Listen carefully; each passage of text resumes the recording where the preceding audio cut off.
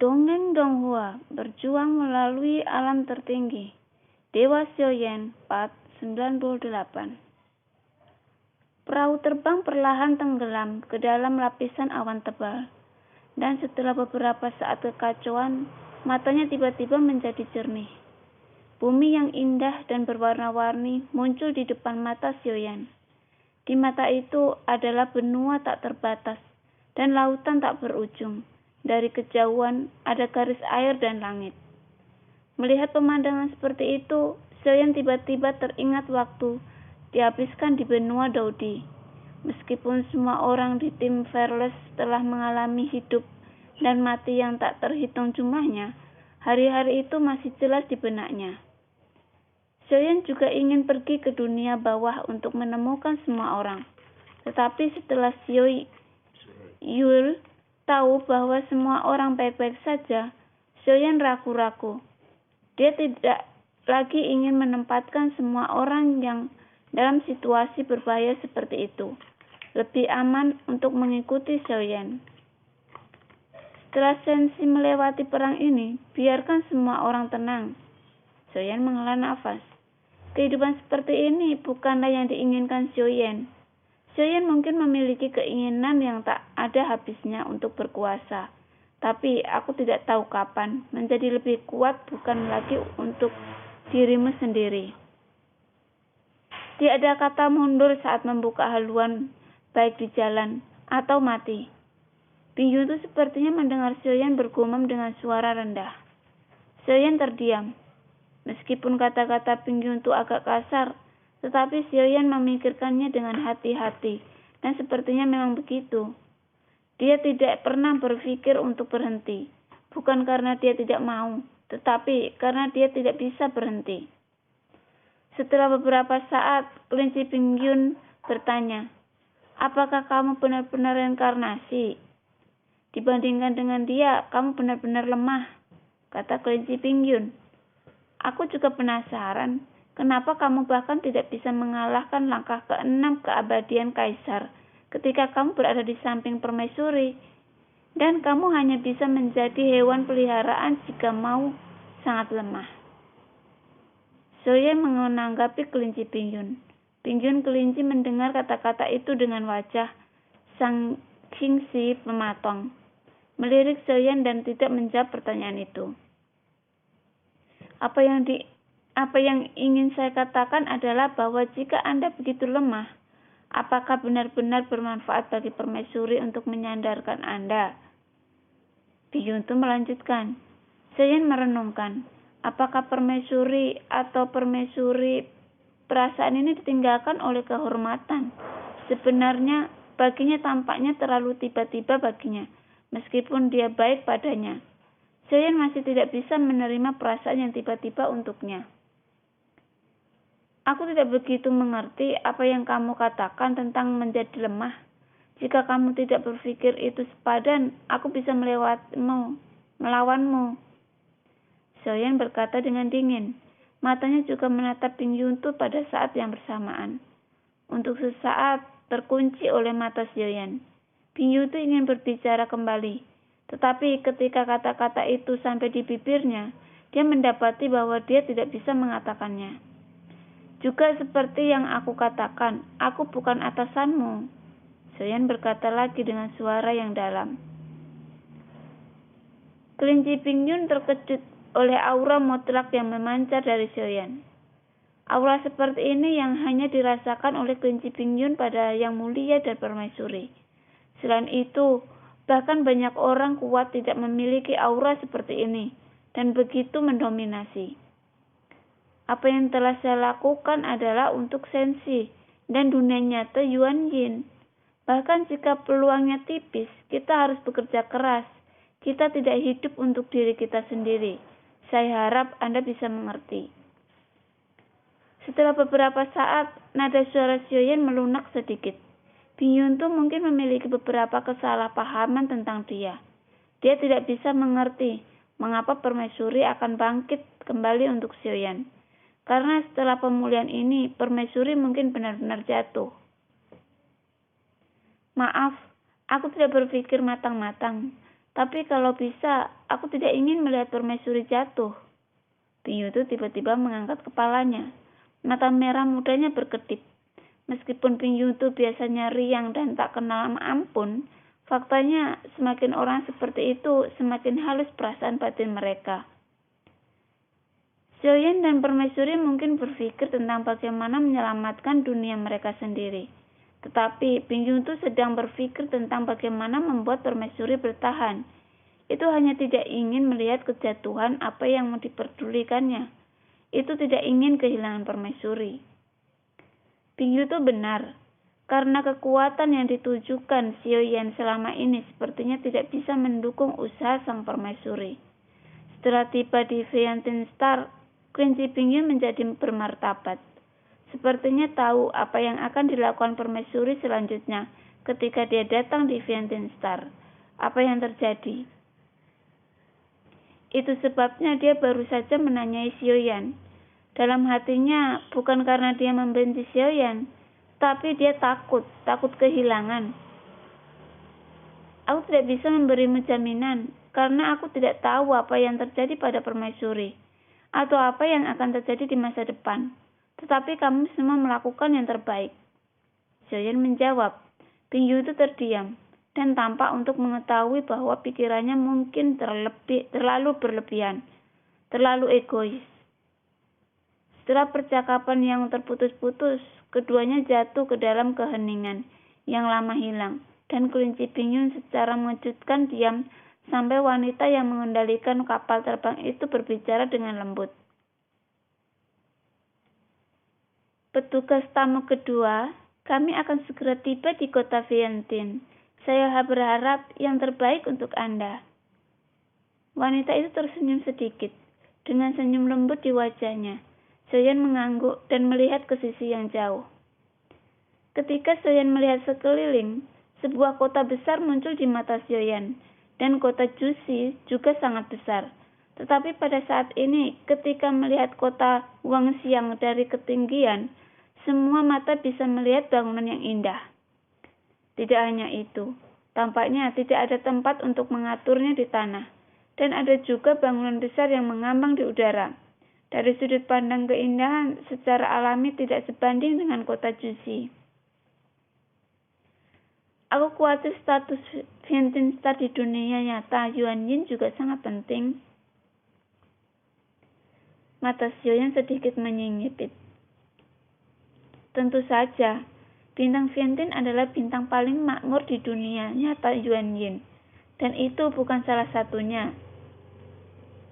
Wanita itu menjawab sambil tersenyum. Pada saat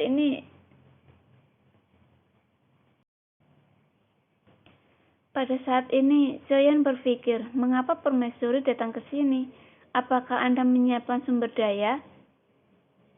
Banyak orang telah datang ke Viantin Star baru-baru ini, lebih dari 100 kali lipat dari sebelumnya. Terutama karena ada desas-desus bahwa permaisuri yang menghilang telah muncul di Viantin Star. Ketika wanita itu berkata di sini, suaranya sangat rendah. Lagi pula, ini terkait dengan orang seperti ini akan lebih berhati-hati. Di mana permaisuri berada? Dia adalah matahari yang paling bersinar, kata Ping Yutu segera. Wanita itu menatap Xiaoyan dan Xiaoyan dengan kaget. Kamu di sini untuk menemukan permaisuri? Wanita itu terkejut. Xiaoyan tidak menjawab, tetapi mengepalkan tinjunya sedikit ke arah wanita itu. Ayo pergi. Xiaoyan menatap Ping Yutu setelah berbicara. Dia bergerak lebih dulu dan hanyut dari perahu terbang. Ping Yutu mengikuti dari belakang Xiaoyan. Dan wanita itu berdiri di atas perahu terbang dan memandangi dua orang yang sedang jauh. Kaget. Kedua pejabat tamu ini, saya khawatir mereka semua dikabarkan telah mencapai alam abadi. Saya tidak tahu kapan saya akan dapat menerobos ke Douxian. Mata wanita itu menunjukkan rasa iri, dan setelah beberapa saat dia mengendalikan kapal terbang dan menghilang ke udara. Terbang di ketinggian dilarang di kota Viantin, tetapi semua kota dengan ukuran tertentu dilarang, dan konflik dilarang. Tentu saja tidak mungkin untuk sepenuhnya menghindarinya. tetapi bangunan yang hancur dapat dipulihkan sepenuhnya dalam beberapa hari. Ada ratusan gerbang di kota Wangxiang. Xiaoyan memilih yang terdekat. Kerumunan itu ramai, dan mereka semua berbaris untuk memasuki kota. Ini menunjukkan betapa populernya kota Vientiane karena kemunculan permaisuri. Apakah popularitas permaisuri begitu tinggi? Xiaoyan memandang lautan orang dengan senyum masam. Tentu saja, permaisuri kita cantik dan baik hati. Dan dia pasti akan menimbulkan kegemparan ketika dia muncul kembali di dunia. Bingyun Tu berkata dengan bangga. Xiaoyan tersenyum ketika mendengar kata-kata itu.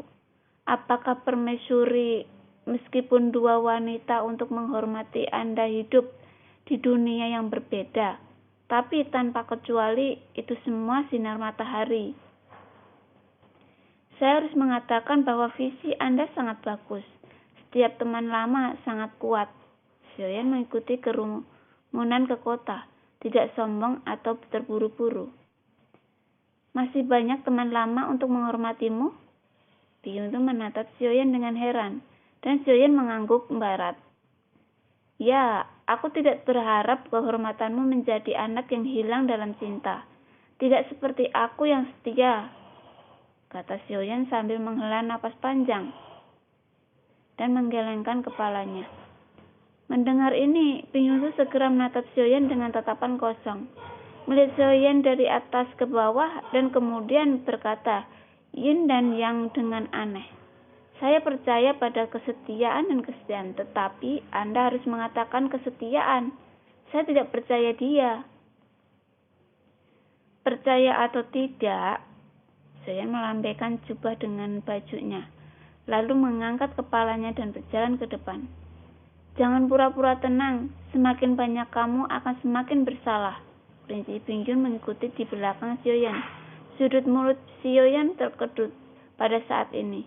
Jika kelinci ini ingin mengatakan itu bodoh, kadang-kadang rasanya sangat cerdas. Jika kamu tidak berbicara, kamu setuju. Kamu sedang berbicara. Kata-kata Bingyun itu dihidupkan oleh Xiaoyan lagi. Diikuti oleh Xiaoyan membuat Xiaoyan pusing. Setelah beberapa jam, Xiaoyan dan Bingyun Tu akhirnya mengikuti kerumunan itu ke Mix City. Perasaan sesak itu sedikit menghilang. Setelah lama berada dalam kehampaan, Xiaoyan melihat ke kiri dan ke kanan, dan tidak merasakan hal seperti ini. Kembang api manusia untuk waktu yang lama.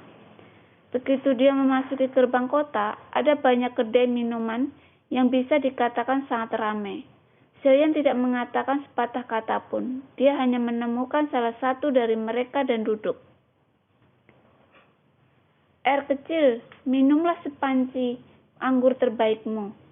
Xiaoyan duduk, dan Bingyun Tu memandang Xiaoyan dengan sangat bingung. Apakah kamu masih ingin minum? Bingyun Rabbit berkata dengan cemas. Kenapa kamu tidak mood? Xiaoyan memandang kelinci Bingyun dengan aneh. Kamu tidak pergi mencari permaisuri dan minum di sini. Bingyun Tu melihat sekeliling dan merendahkan suaranya kali ini. Tapi sepertinya beberapa orang di sekitarnya mendengarnya. Dia memandang dengan curiga, tetapi memandang Xiaoyan dan Ping. Setelah Bingyun Tu meliriknya, dia berbalik lagi. Sepertinya dia sudah lama melihatnya aneh. Orang-orang yang datang ke sini semuanya mencari permaisuri, dan mereka hanya salah satunya. Mengapa kamu tidak pergi mencarinya, dan aku akan berada di sini menunggu kabar baik untukmu? Xiaoyan memandang Bingyun Tu dengan serius, yang saat itu tercengang. Di mana aku harus mencarinya? Kelinci Bingyun berkata dengan marah. Pada saat ini, Xiaoer sudah menyajikan anggur yang enak, dan juga mengirim setumpuk kacang. Xiaoyan tidak terburu-buru menuangkan anggur, dan kemudian menatap Bingyun Tu tanpa berbicara. Suara bising di telinganya beransur-ansur menjadi jelas dengan keheningan keduanya. Pernahkah kamu mendengar permaisuri tinggal di istana Yongqing yang dikatakan sebagai tempat tinggal permaisuri? Tidak ada yang bisa memasukinya selama ribuan tahun. Permaisuri benar-benar pulih. Dikatakan bahwa permaisuri memasuki istana Yonghing, tetapi banyak orang menunggu di luar istana Yonghing untuk waktu yang lama, dan mereka tidak pernah melihat permaisuri. Banyak rumor juga mengatakan bahwa pemulihan permaisuri itu salah. Itu tidak mungkin palsu. Pemulihan permaisuri telah lama dilaporkan, dan istana dewa perburuan tampaknya membuat banyak gerakan. Baru-baru ini sesuatu yang besar akan terjadi di kota Ventin. Setelah menyisir beberapa informasi berbintik-bintik dan rumit, saya masih mendengar beberapa informasi berguna, seperti mengetahui bahwa saya telah tiba di istana Yonghing, tetapi juga mengetahui bahwa beberapa orang benar-benar melihat permaisuri. Xiaoyan meminum anggur dengan acuh tak acuh. Bing Yu itu masih mendengarkan dengan kedua telinga tegak, tapi Xiaoyan tiba-tiba berdiri dan meninggalkan kedai. "Mau kemana kamu? Aku belum selesai mendengarkan." Bing Yu itu buru-buru mengikuti Xiaoyan lagi. "Bukankah tujuannya sudah jelas, istana Yonghing?" Xiaoyan membawa penggaris berat 8 dosa soan, tapi langkahnya ringan, berjalan melewati kerumunan, berjalan di kejauhan. "Jadi kamu tidak ingin minum, tetapi untuk menanyakan kabar?" Mata merah muda kelinci Bing Yu menunjukkan keterkejutan. "Aku hanya ingin minum," balas Xiaoyan. Bing Yu itu melihat ke belakang Xiaoyan. Sepertinya dia Xiaoyan seperti permaisuri, tidak akan memberitahunya mengapa. Biarkan saja dia melakukannya. Hanya setelah itu kelinci Bing Yu akhirnya akan memahami. "Saya tidak tahu mengapa, tetapi apa akhirnya? Ini adalah pendekatan selangkah demi selangkah dengan sebuah rencana. Apakah seperti ini untuk semua manusia? Kota ini sangat dalam." Bing Yu itu menatap Xiaoyan dengan curiga. "Hampir setidaknya berhati-hatilah," jawab Xiaoyan. Bing Yu itu cemberut. Meski tidak membingkainya, tapi perasaan dituntun hidungnya membuat Bing Yu itu sangat tertekan. Begitu juga saat memasuki wilayah jurang dan kutub. Dan ketika dia tiba di Ventin Star dengan cara ini, saya sangat merasa bahwa pikiran saya tidak dapat mengikuti Xiaoyan sama sekali. "Tentu saja ada, tapi itu tidak akan lama," Xiaoyan menjawab. Mereka berdua tidak melambat selama percakapan, tetapi melangkah maju ke kota Ventin. "Itu terlalu berbahaya," kelinci Bing Yu mendejakkan lidahnya. "Ini tidak berbahaya. Tidak semua orang seberuntung Anda. Berhati-hatilah lebih pada melindungi diri sendiri." Saat mereka berbicara, sebuah istana megah muncul di depan mereka berdua. Istana Yonghing telah tiba. Saya tidak menyangka bahwa setelah bertahun-tahun, istana Yonghing dari bintang Ventin masih dapat sepenuhnya dilestarikan.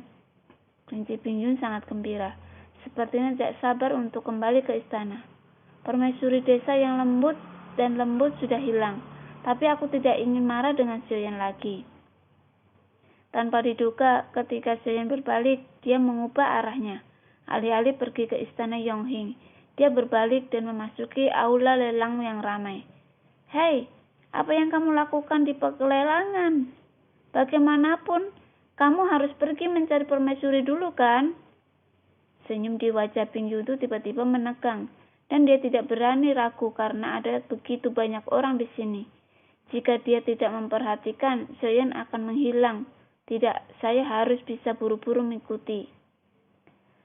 "Permaisuri tidak ada di istana Yonghing."